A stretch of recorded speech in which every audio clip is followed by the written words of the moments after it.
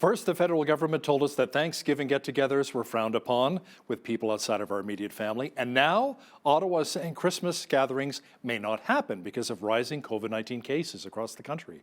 To talk more about this is political journalist Brian Lilley, joining me once again from Toronto.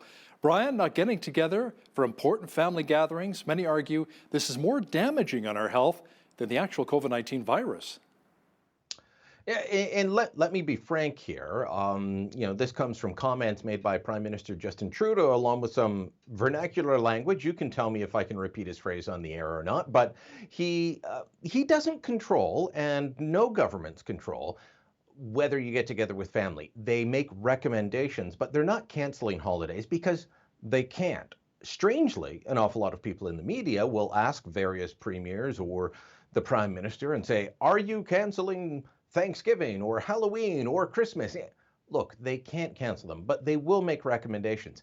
Most people will listen to recommendations such as don't gather with too many people because most people want to be safe. And I think that's what happened here in Ontario around Thanksgiving. The advice was to stay within your household. And if you were single, well, try and keep groupings of 10 or less, join somebody else's household, but try and keep the whole group less than 10.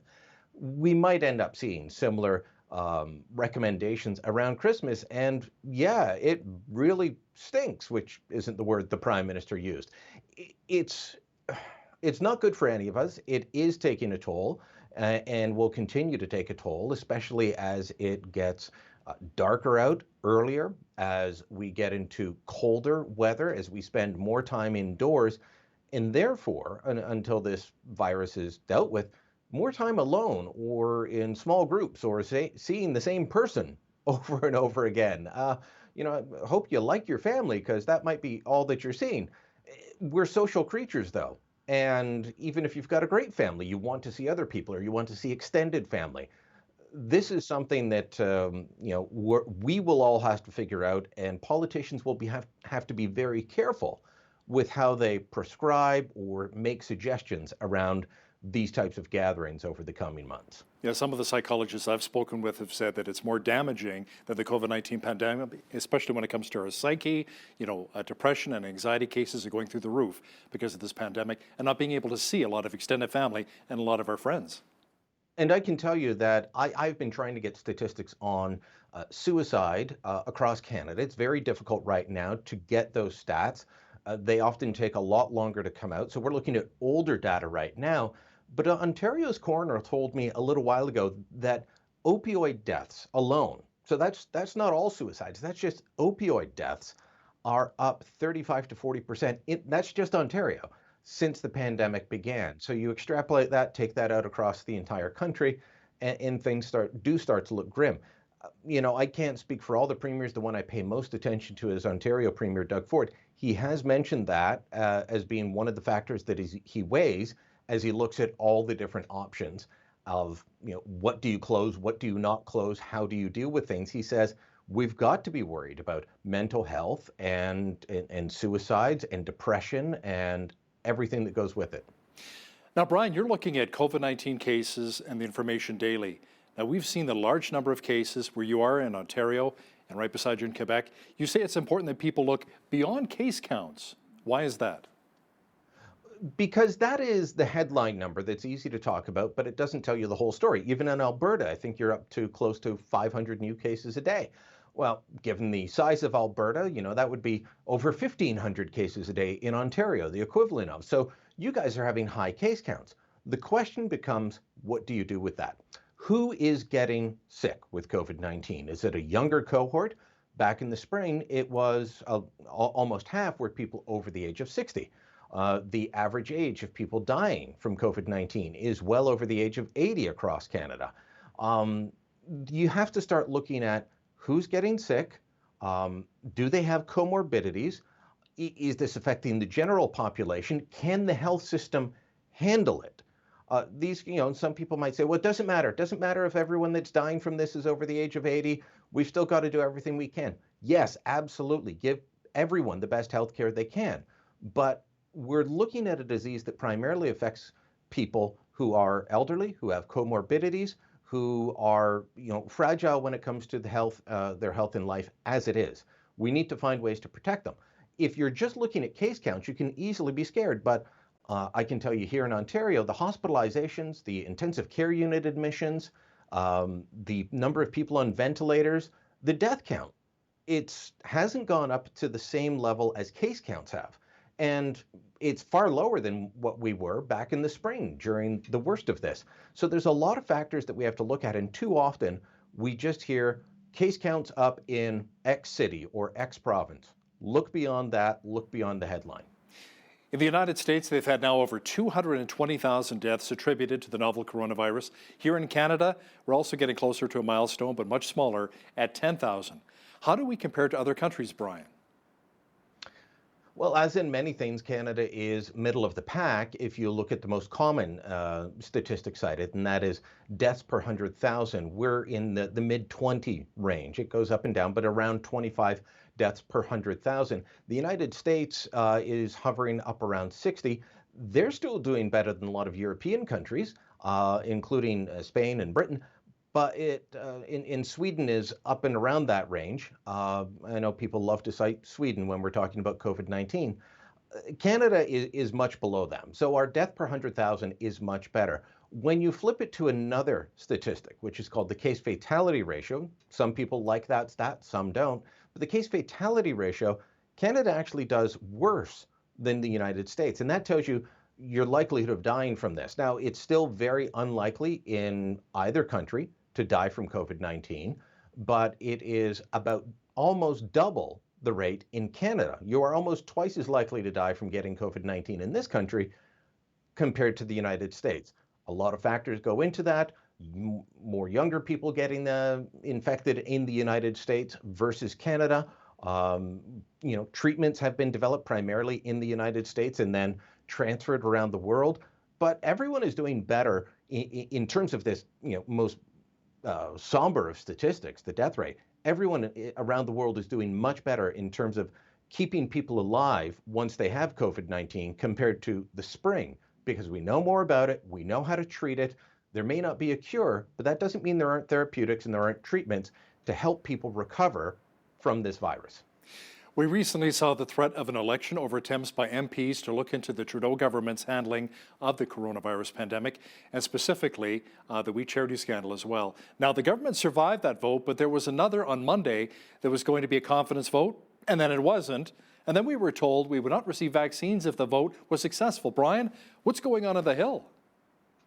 It was a little bit bizarre. I mean, less than 24 hours after they survived that confidence vote on the motion that would look into the We scandal, they were floating to reporters like the Canadian press, whispering to them, oh, yeah, we're going to make this other vote for having the health committee study the government's response to COVID-19. We're going to make that a confidence motion because we don't like that one either. Well, they were roundly ridiculed because this is a motion that was looking at having the health committee look at the health impacts of COVID-19. That's exactly what they should be doing, Hal. So it made no sense for the government to say, if you go ahead with this, we'll force an election. So they backed off of that after about a day of ridicule. Then they decided over the weekend, we still don't want this, but we can't stop it. How will we try and convince Canadians this is bad? They were calling around to drug companies and other suppliers saying, your proprietary information will be released if this passes, so you better get out there. So you had companies like Pfizer saying, wait a minute, we're worried about this. The government actually claimed that Pfizer would not sell Canada a vaccine if this motion was passed, because they said this information could get out there. Now, it's going to get a little complicated. The Liberals don't want to release any documents related to how they handled COVID-19 because they don't want anything to come out that will make them look bad. And there's going to be something, whether it's overpaying, giving a friendly contract, not paying attention to warning signs, something will come out. But it's important that we know about this. So they're trying to stop this. They say that they want the Privy Council office, their bureaucrats in the Prime Minister's department, to be the ones to decide what gets blacked out and what gets released. The MPs say, no, it's the law clerk, which reports to all of Parliament and is not part of the government. That's what the fight was essentially over, because if the Privy Council office does it, Nothing politically embarrassing will ever be released. It'll just, a big black magic marker on the page. It was a false claim by the Liberals. It was fear-mongering. The world will not end. The motion passed on Monday. The Health Committee is going to start examining in the next week or so. Brian, a new poll shows that most Canadians do not want a national election until at least the year 2022. Now, that same poll asks some interesting questions on immigration and how Canadians are a little more skittish about future increases in immigration over the next year. Tell me more about that. Well, yeah, and so, most people don't want an election in a pandemic. Not that shocking. Most people don't want a lot of newcomers coming to the country in the middle of a pandemic. Also not shocking. Canada has traditionally been very open to immigration under all governments. So, support has been high when the system is run well. But during the pandemic, we were supposed to be bringing in 341,000 people this year. That was the government's immigration goal. They have brought in the first 8 months, maybe about 100,000 people. That's a dramatic drop. That's about 43% of what they had hoped to. And the reasoning is due to the pandemic, the travel restrictions, and the high unemployment rate. I mean, it's not fair to the people coming into the country. It's not fair to the ones here, bringing in hundreds of thousands of more people at a time when Canadians are unemployed. And it's not fair for the person showing up saying, well, I was expecting a job. I had a promise of a job. Well, the economy shut down. So a lot of reasons around that. And about 52% of Canadians say, you know what? Let's just keep things where they are. Let's keep it low. That is probably the highest I've ever seen that, Hal. A couple of politicians went barefaced and then ended up being red-faced after being photographed not wearing masks. Brian, one was Federal Health Minister Patty Hajdu, and the other was a young Conservative MP in Ontario, Sam Oosterhoff. Yeah, so you could say that the health minister was telling everyone to do as she says, not as Hajdu. But I'm bummed. Can I get a rim shot there? Patty Hajdu was photographed in the Air Canada lounge at Pearson Airport in Toronto. She says that she only took the mask off to eat and drink. Others say no, she was sitting there chatting with people. She was taking phone calls. Now, the photograph was put out on Twitter by an Alberta Conservative, or an Alberta UCP staffer, actually. And you can't see what is to the right of Patty Hajdu, but there is no food or drink visible. She took a lot of ribbing in the House of Commons. That's about as far as it's going to get. Sam Oosterhoff is in the Ford government. He's an MLA here in Ontario, and one of the youngest ones ever elected. He comes from a large Dutch Reformed family, and they had a family gathering. It's just the family, 42 people. It was within the 50 limit that's allowed at a banquet center, but there are claims that none of them were wearing masks. They all took a photograph together, jammed up against each other, no masks. He's the parliamentary assistant to the education minister, so calls for his resignation. But the premier says, no, he's apologized, he's learned, it's over. I think they just both have to deal with embarrassment. The big political story south of the border is the U.S. presidential election coming up on November the 3rd. Polls are showing that both Biden and Trump have their support. Now, from a Canadian's perspective, is it better that Trump wins or Biden? I'm thinking here in Alberta for the energy sector, perhaps Trump. Well, this is always an interesting question because if you poll Canadians on who they would vote for in the U.S. election, it's normally above 80% would pick the Democratic candidate. Doesn't matter who's running for the Republicans, Canadians just think it's got to be the Democrat. And a lot of people think that the Democrats are nicer to Canada. That's not always the case. In fact, it's mostly not the case when it comes to trade. Bill Clinton was good. He had a good relationship with Jean Chrétien, but even he brought in protectionist measures. They all do. But Biden would, he has said, stop Keystone XL. He has said he will stop oil imports. That would be devastating to Alberta's economy. He keeps bragging, was part of the group that helped save the auto industry during the 2008 financial meltdown. Well, the Obama administration, part of their plan was to take all the jobs back to Michigan. They wanted the jobs out of Ontario. And it was only because the Harper government and the McGuinty government went in on part of the bailout that those jobs didn't leave. But that was the American plan under Obama. And of course, he was part of the Obama administration that brought in some of the most draconian Buy American provisions that Canada had to fight. So yeah, Trump has had his share of protectionist measures. But when you look at it, Obama was probably worse, and Democrats tend to be worse. Republicans are no saints.